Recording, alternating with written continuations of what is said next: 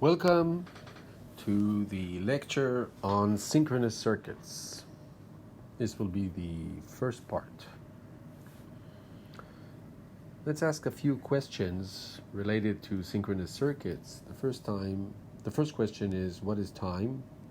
Synchronous comes from the Greek word time. How do you measure time in a synchronous circuit? What is a clock in a microprocessor? When you purchase a computer, perhaps your CPU has an indication of its clock rate. You may buy a CPU with a clock rate of 2 gigahertz. What does this rate of the clock mean? How is it measured? How do you store bits over time? What is memory? All these questions are going to be discussed in this chapter. Let's begin with the clock signal. The clock signal is a very special signal which is generated by a non-digital device such as a crystal oscillator. And in essence, a clock signal is a periodic signal. Here we have the time axis and the logical value, either 0 or 1. And it is a periodic signal that oscillates between 1 and 0. And we like to distinguish between all kinds of parts of this signal. When it goes up, when it goes down, this is the clock rise and the clock fall. When it is 1, this would be sometimes referred to as the pulse widths. And the most important property is the period of the clock. That is the time that elapses between two consecutive clock rises. Okay? When we look at a clock signal, we think of the oscillations between the logical 0 and logical 1 as occurring instantaneously, and we often refer to the rise of the clock as the beginning of the clock period, in which the clock instantaneously transitions from 0 to 1. So all this story about the clock is not really within the logical abstraction. I cannot explain how the clock is generated and to what effect all these assumptions about the instantaneous transitions and periodicity and whatnot of the clock. To what extent do these assumptions hold? So what I'm referring here is to an abstract clock. We will assume that we have at our disposal such a clock. The clock signal is used to partition time into discrete intervals in the following fashion. We look at the starting times of the clock periods or cycles. These are the times in which the rising edges of the clock, the times in which it transitions from 0 to 1, and we mark these times by T0, T1, T2, T3, and so on. We identify half-closed, half-open intervals. We refer to each such interval as the ith clock cycle. So we have T0, T1, T2, T3, T4, and we have the 0th clock cycle beginning at T0, ending at T1, clock cycle number 1, beginning at T1, ending in T2, and so on and so forth. For simplicity, we will assume that the clock period is simply 1, namely that the length of each of these intervals is exactly 1 time unit. We will refer to this as clock cycle 0, clock cycle 1, clock cycle 2, and so on. A flip-flop is a device that is defined as follows. Has a single input called D, and in addition to that, it has a special port through which you feed the clock, which we denote here by CLK. It has a single output, which is Q, and the functionality of a flip-flop is Q at time t plus 1 equals D at time t. We often refer to such a flip-flop as an edge-triggered D flip-flop. So if you look at the literature, this might be a name you will encounter. I want to insist that this special input here, which is marked by an arrow, is very special. Only the clock signal can be fed through this input. Okay? Good. So now let's see a description of the functionality, an example. I feed at time 0 a 1, and at time 1 the output will equal 1. At time 1 I feed a 0, at time 2 the output will be 0. At time 2 I input a 0, at time 3 the output is 0. This is the functionality. Q at time t plus 1 simply equals d of t. Now you notice immediately that there is a problem in this definition, namely what is Q of 0? Q of 0 is presumably d at time minus 1, but d at time minus 1 is not defined. So this is why I wrote here a question mark, and this question mark is a very interesting thing that has to do with the initial value of the output of the flip-flop. Okay? We will address this issue later. Another type of flip-flop is called a clock-enabled flip-flop. This is a flip-flop in which you have an additional input called the clock enable. So in addition to D and your clock signal, you have this input which is called CE, which stands for clock enable. The functionality of a flip-flop is as follows. The output Q at time t plus 1 either equals D at time t or Q at time t. Q at time t was the output in the previous clock cycle. D at time t was the input in the previous clock cycle. The choice between D and Q is determined by the clock-enabled signal. If the clock-enabled signal is 1, then you choose D. If the clock-enabled is 0, you choose Q. Okay. Let's see an implementation of a clock-enabled flip-flop.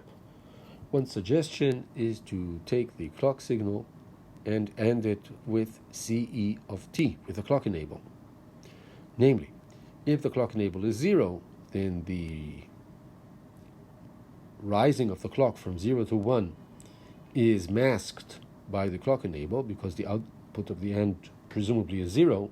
You don't get a clock cycle, and therefore your Q is not going to change because you didn't get a rising edge over here in the flip-flop. Now, the problem with this idea is that the output of an AND gate is not a clock signal.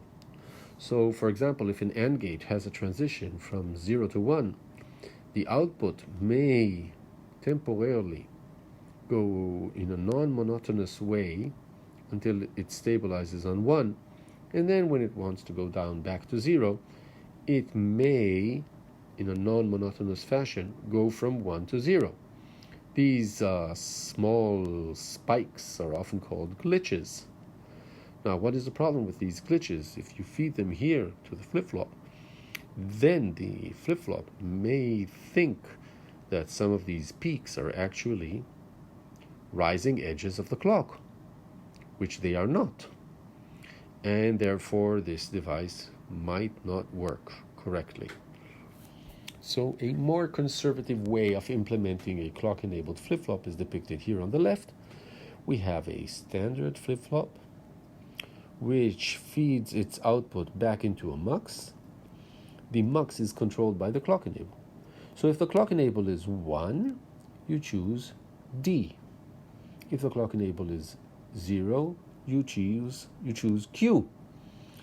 And that is what the output of the mux is, either D or Q, depending on the value of CE.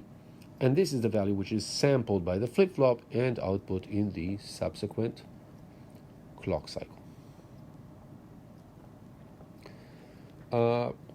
Throughout this section in which we talk about synchronous circuits, we will stick to a very simple delay model, which we call the zero delay model. In the zero delay model, all the transitions of all the signals are instantaneous. That is, all your gates perform their computation in 0 time. The TPD and the contamination delay are both 0. And the flip-flops satisfy this pure inequality, namely Q at time t plus 1 equals D of time t. This is, of course, an abstract model. It doesn't have to do with reality. but it will help us in simplifying how synchronous circuits work. Okay. For a signal x, we use xi to denote the value of the signal x during the ith clock cycle. So now we're interested in the values of signal as time progresses, as the clock moves from one cycle to another. Let's see an example. This example is called the sequential XOR. What I have here is I have an input A, which feeds XOR together with the output, denoted by Z, of a flip-flop. A and Z are fed into a XOR gate. The XOR computes the XOR of A and Z, denoted by Y, and Y is fed into the flip-flop. So what is the functionality of this circuit? Let's try to see what it does. Well, Z is the output of a flip-flop which is fed by Y. So we know that Zi plus 1 simply equals Yi. Y is the output of a XOR which is fed by A and Z. Since everything occurs instantaneously, we're in the zero delay model, then we know that Yi is the XOR of AI and Zi. Okay, so now we can do some simulations of examples of inputs. This is the clock cycle, 0, 1, 2, 3, and so on. These are the values of the inputs, A, that we feed in each clock cycle.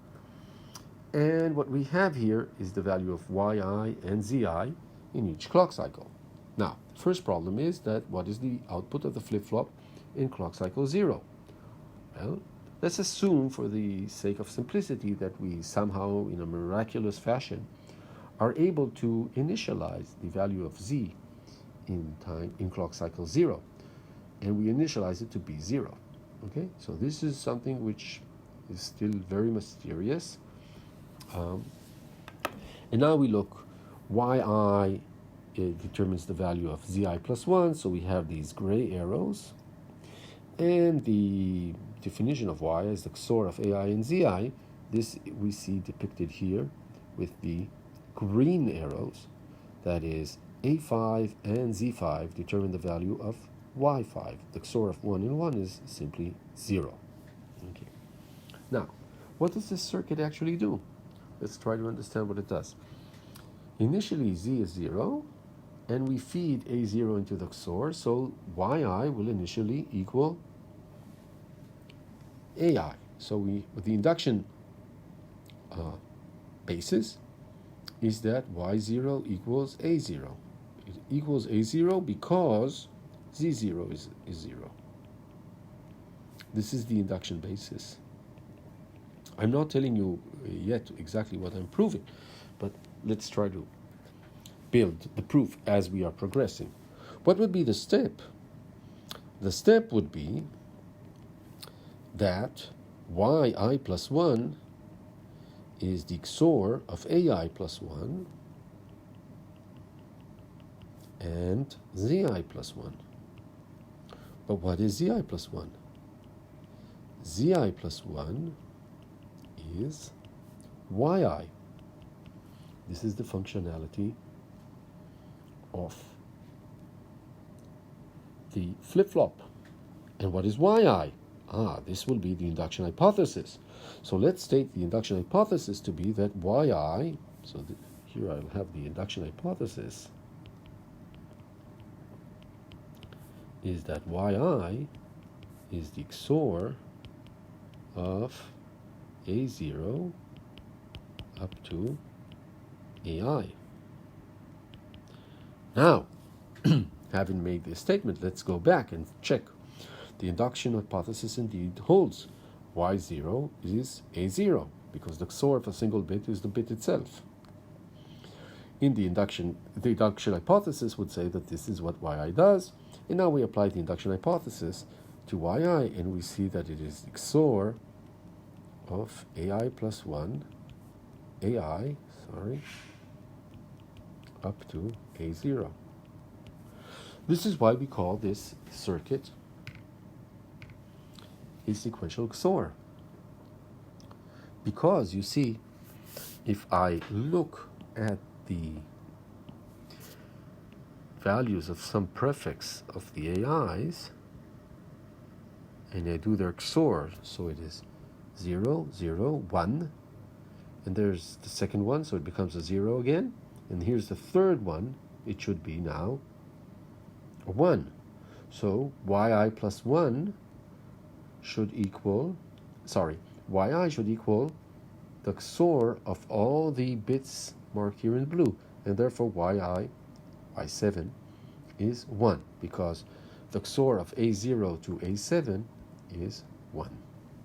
Okay, so this is why we call it a sequential XOR. Let's see another example. This will be a sequential adder.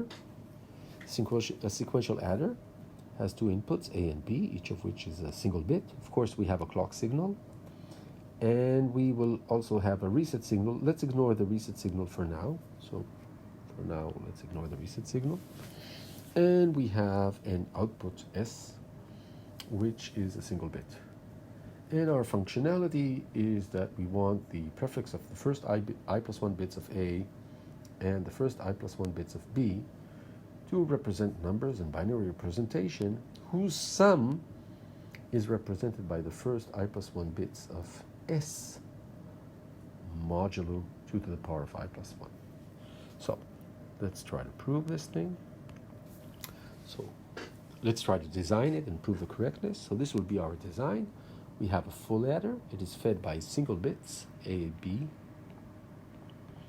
and the output of the flip-flop, which is a single bit. The full adder has two outputs. It has a carry output and a sum output. It has a sum output and a carry output. The sum output is our S, single bit. And the carry output is called the carry out, fed into the flip-flop, which outputs what we call the carry in, which is fed into the full adder. This is our implementation of the sequential adder. Of course, the flip-flop tells us that C in time t plus 1 equals C out in time t. Okay? This is just the functionality of a flip-flop. Okay. Now we want to prove that our serial adder is correct. So the formal statement we want to prove is that we take the number which is represented by A in binary representation, the number represented by B in binary representation. These are the bits of A in clock cycle 0 to I, the bits of B from clock cycle 0 to I. These are the bits of the output S from clock cycle 0 to I, and on top of that we have this extra bit. This is our C out. This is an internal signal. This is an internal signal inside the sequential adder, which we use for the proof. We take this bit in clock cycle I, and we give it a weight of 2 to the power of I plus 1. This is the claim. Equality holds. How do we prove this theorem? We prove it by induction on I. The induction basis for I equals 0 simply follows from the functionality of the full adder. We have here the full adder adding A0, B0, and the carry in cycle 0. And the full adder tells us that these three bits will be represented by 2 times C out at clock cycle 0 plus S0. Now, if we look at the right-hand side, we will have here S0 plus 2 times C out, S0 plus 2 times C out, but we have here an extra bit. This is the carry-in bit in clock cycle 0. This is a carry-in bit, which is the output of the flip-flop in the clock cycle 0. So in order to have the induction basis, we must assume that carry-in clock cycle 0 indeed equals 0.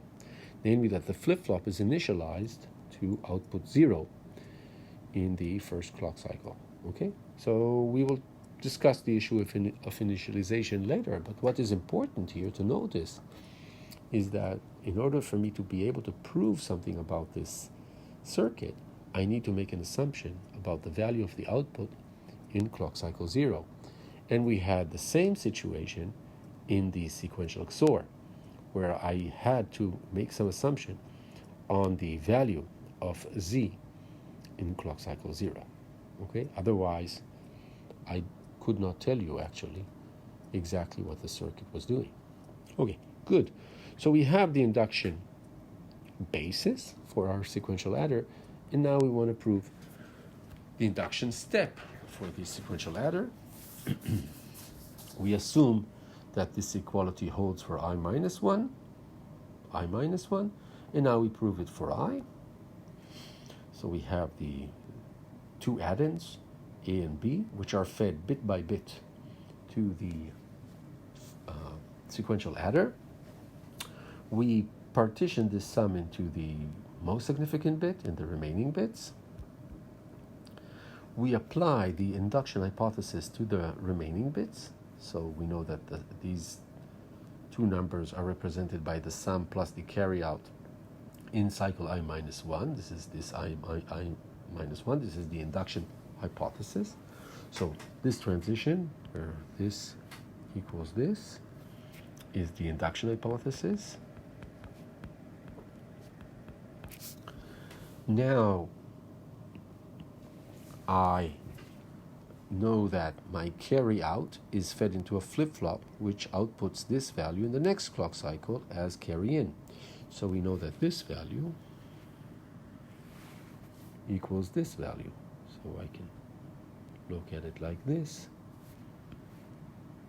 Okay, all the rest are simply copied as without any change.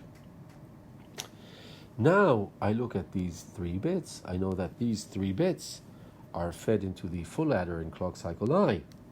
I know what the full adder does. It outputs SI plus 2 times Cout in clock cycle I, which will equal the sum of these 3 bits. The rest I copy as they are. And now I reorganize things. Cout of clock cycle I is multiplied by 2 to the power of I plus 1. This is what you see over here. And I put SI inside this power series by going all the way up to I and multiplying SI by 2 to the power of I, because this is what it's multiplied by. And that completes the correctness proof of the sequential adder. What is the relation between the sequential adder and the ripple carry adder that we have seen in the chapter on addition?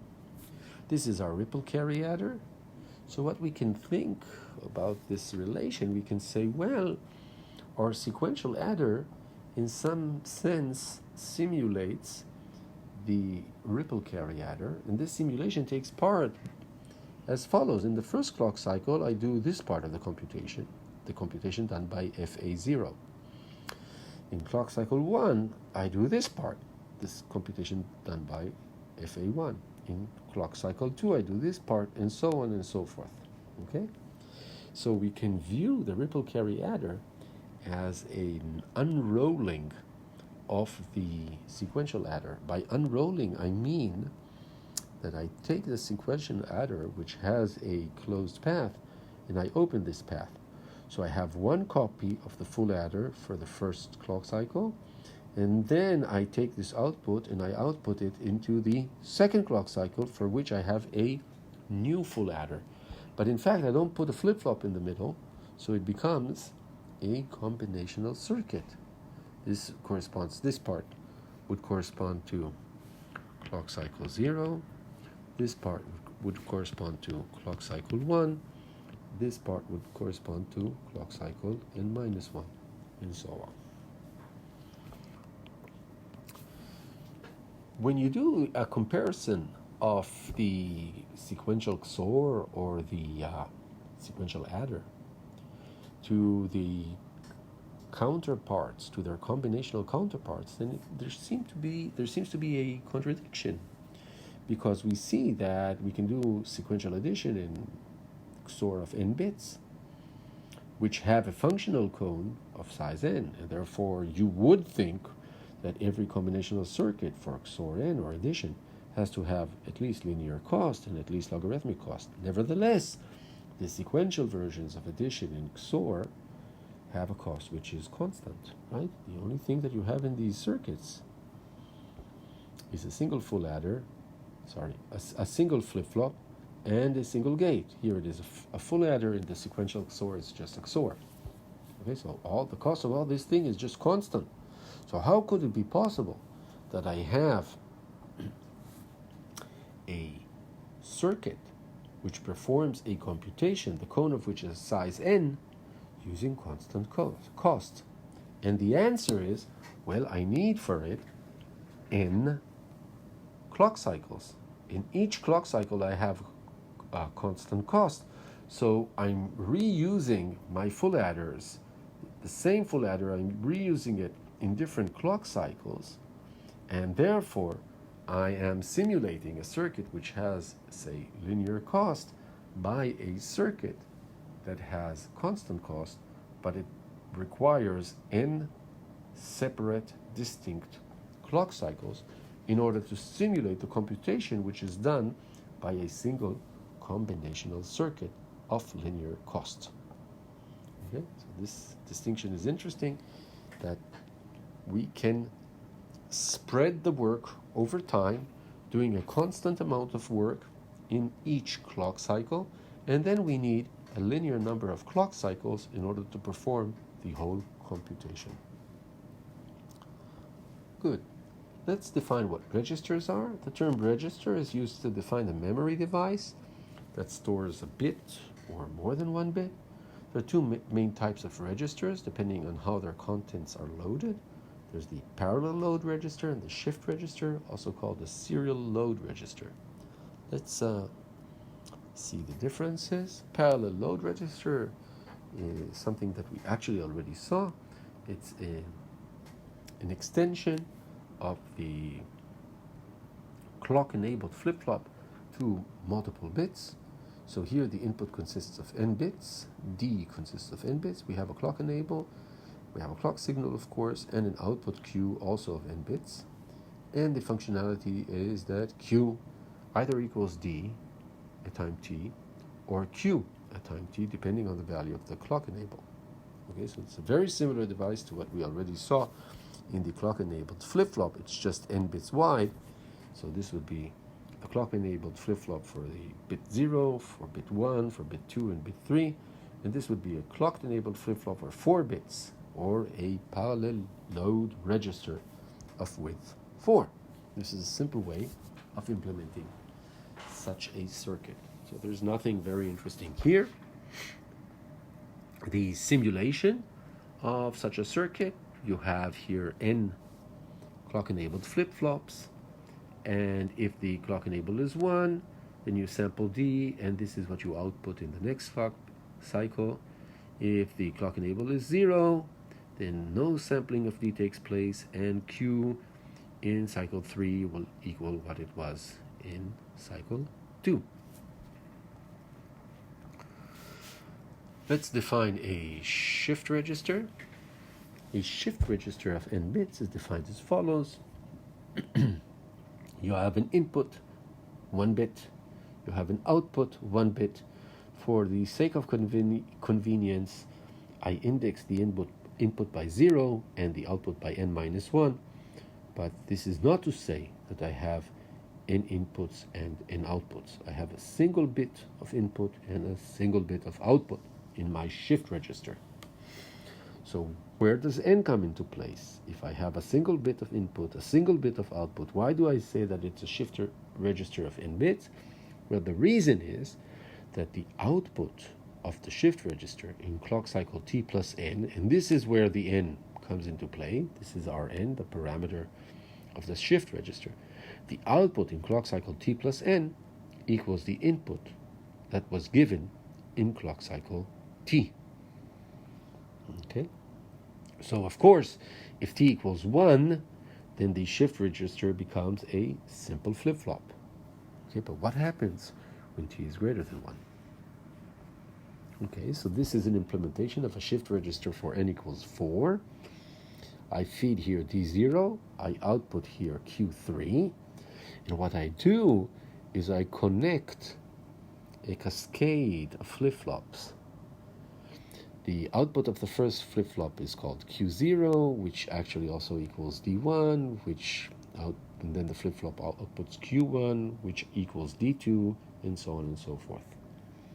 And the claim is that Q3 equals, at time t plus 4, equals d0 at time t. How do we prove this? Yep, we prove it by induction. Q here at time t plus 1 equals d here at time t. And that is because of the functionality of the flip-flop. This would be the induction basis for n equals 1. Now, having established the induction basis, I know that Q2, this is what the induction hypothesis tells me, that Q2 at time t plus 2 equals d0 at time t. So, the induction hypothesis tells me that Q2 at time t plus 3 equals d0 at time t. Right? This is what the induction hypothesis tells me. Now I look at Q3. Q3 at time t plus 4 equals Q2, let's do it in stages, equals d3 at time t plus 3,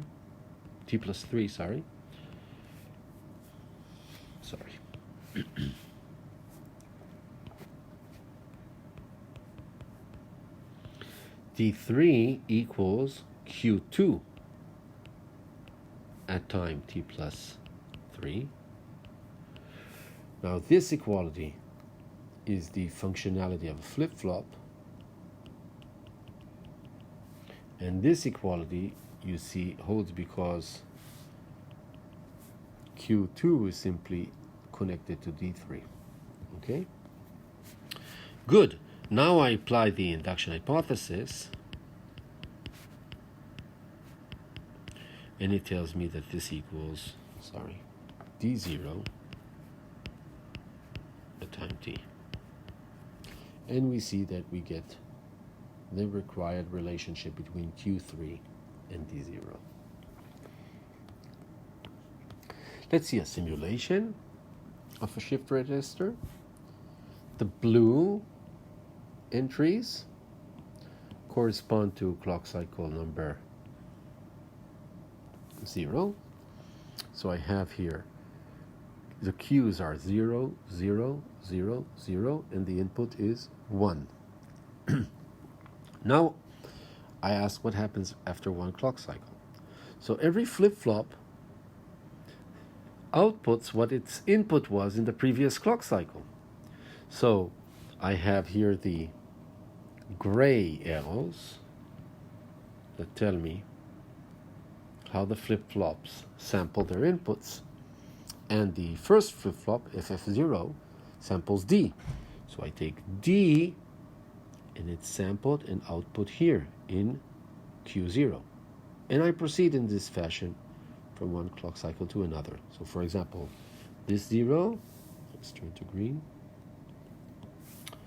This 0 appears here, and this one is shifted to here, and this 0 is lost. It was over here, and we lose it.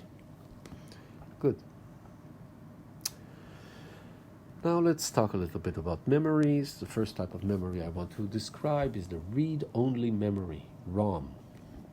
ROM, with parameter 2 to the power of n, implements a Boolean function whose domain is the set of numbers, or from 0 to 2 to the power of n minus 1, or equivalently, it could be 0, 1 to the power of n, if you prefer. You could think of it as binary strings, or numbers represented by these binary strings.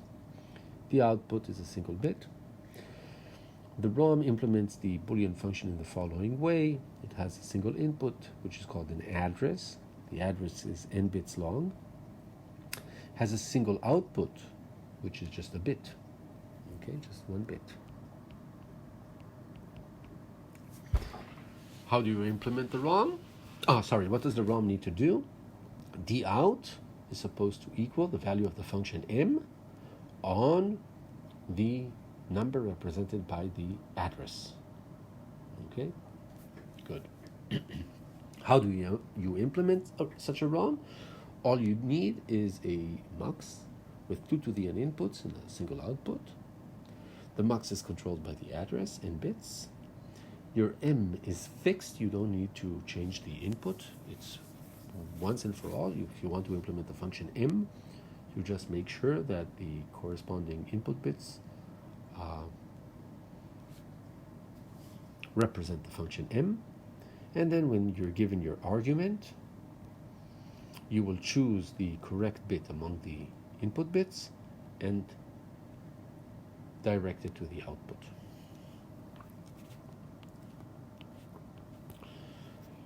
The read-only memory is able only to store values. It cannot update them. You cannot perform what is called a write. The contents of each memory cell is preset and fixed.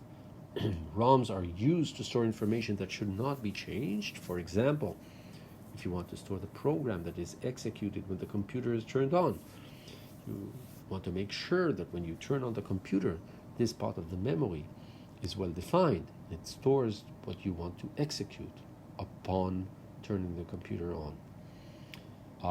In modern computers, the ROM is actually implemented by what is called a non-volatile memory. And that memory actually does allow write operations. However, performing these write operations requires some special permissions. So an ordinary user cannot change the contents of the ROM, and therefore an ordinary person regards the ROM as a read-only memory. Although you could change its contents, but you need special permissions to do that. Now let's describe random access memory. Okay, RAM. Random access memory is implemented by a hardware module that is in fact an array of memory cells where each memory cell stores a single bit.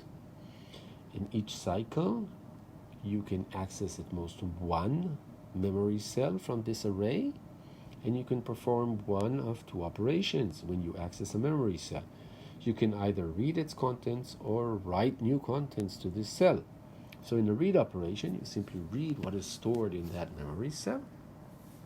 In a write operation, you want to write a new value in this accessed memory cell. The number of memory cells is 2 to the power of n. We will always use powers of 2 for the RAM.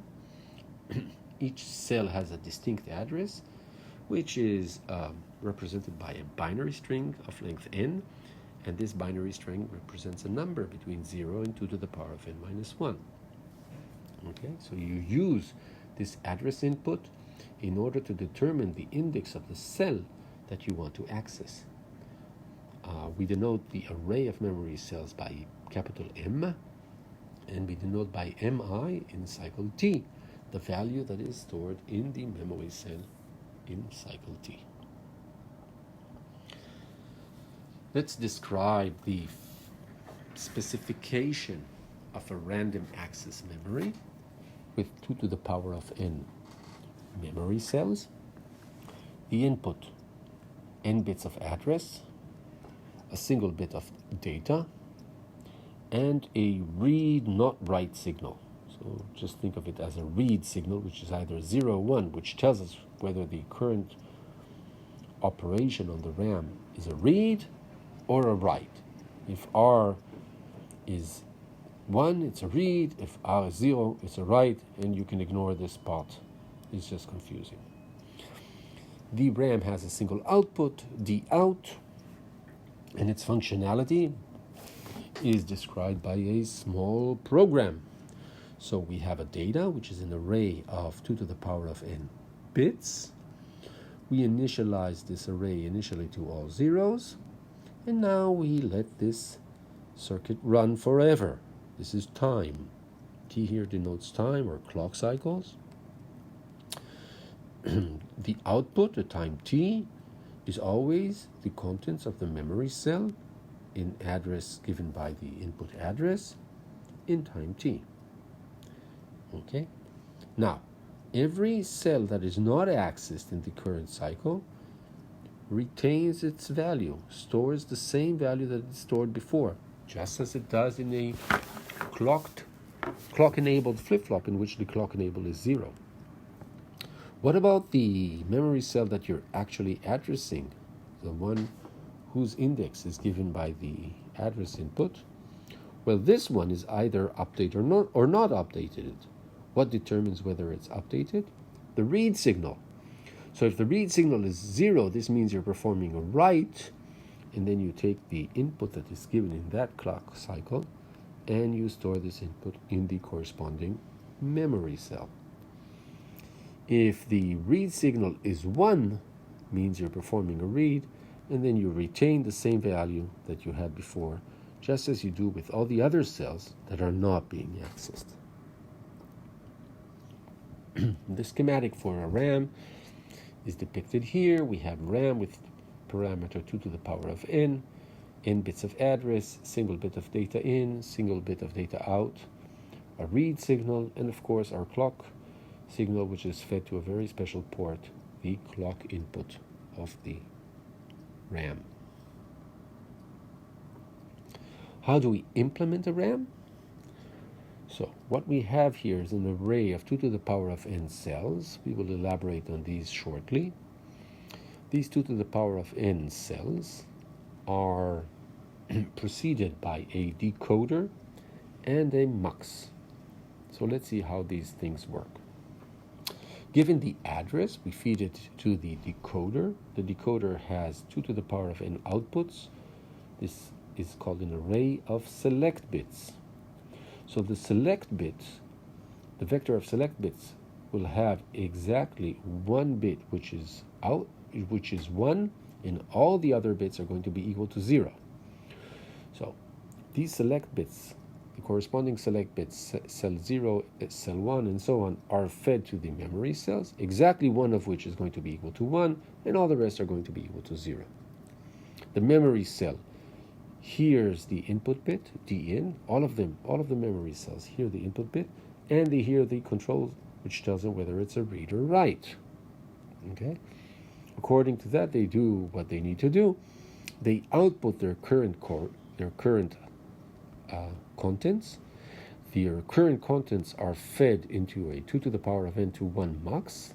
The mux is given the address of the cell which is currently being accessed, and the output of that cell is selected as the out. So the out will always equal the contents of the cell which you are accessing. This is what you see here in this line. Okay. Let's describe how a memory cell is implemented. The specification of a memory cell that stores a single bit has the following inputs: DIN, read signal, select signal, DOUT. And you look at the state of your memory cell in cycle T. You assume that the initial state is 0. The state is just a word for the output of the flip-flop. So this is just the output of the flip-flop. When we say state, this is exactly what we mean. We assume that the initial output of the flip-flop is 0, and the functionality is defined according to the following cases. If the read is 0, and that means we're performing a write, and the select is 1, that means this is the memory cell that we're accessing, then it samples the input, DIN, and stores it into its state. Otherwise, it retains the previous value. Okay? It outputs its previous state. How do we implement a memory cell? It's very easy. This is just a depiction of the, this is the implementation.